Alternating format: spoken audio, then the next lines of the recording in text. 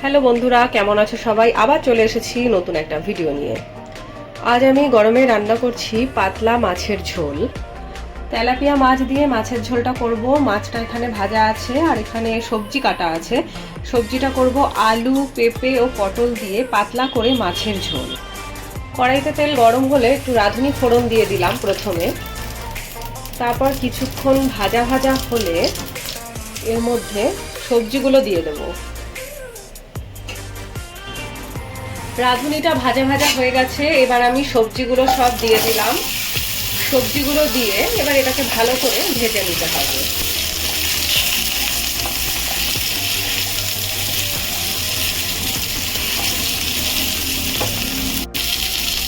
এবার এর মধ্যে দিয়ে দিলাম পরিমাণ মতো লবণ আর পরিমাণ মতো হলুদ দিয়ে এটাকে একটু ভালো করে ভাজা করে নেব।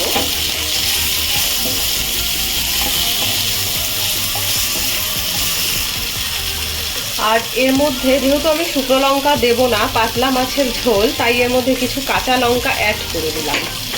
এবার সবগুলোকে একসঙ্গে ভালো করে ভেজে নেব।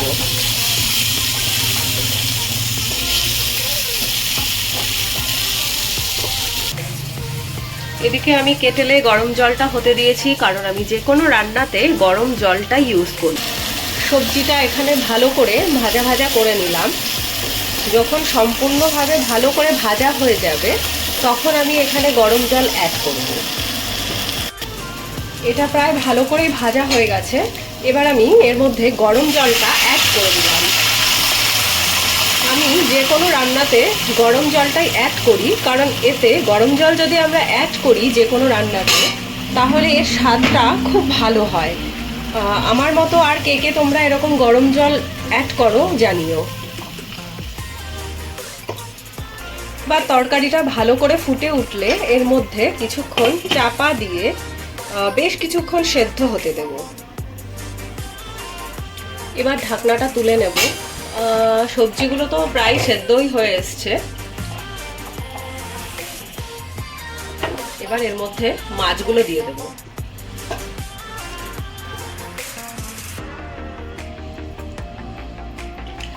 গরমে এরকম সবজি দিয়ে পাতলা ঝোল খেতে আমার বেশ ভালোই লাগে।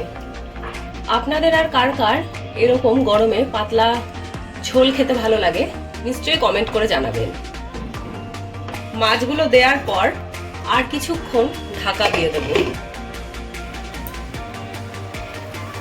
সবজিগুলো এবার ভালোভাবে সেদ্ধ হয়ে গেছে, তাই নামানোর আগে এবার একটু জিরের গুঁড়ো দিয়ে দিলাম। জিরের গুঁড়ো দিয়ে সেটাকে ভালো করে মিশিয়ে নেব।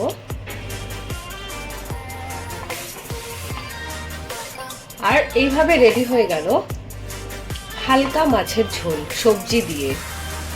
এই গরমে এই সবজির ঝোলটা খেতে আমার খুব ভালো লাগে। দুপুরের লাঞ্চ রেডি হয়ে গেল। লাঞ্চে আছে বাঁশকাঠি চালের ভাত, আম দিয়ে টক ডাল, লতি আর সবজি দিয়ে মাছ, আর সাথে আছে টক দই। মাছের ঝোলটা আমি রান্না করেছি, কিন্তু বাকি আইটেমগুলো আমার রান্নার দিদি করেছে। ভিডিওটি ভালো লাগলে লাইক ও শেয়ার করবেন এবং আমার পেজটিকে ফলো করে দেওয়ার জন্য অনুরোধ রইল। আজকে এখানেই শেষ করছি। আবার দেখা হবে নতুন কোনো রেসিপি এবং নতুন কোনো ভিডিওর সাথে।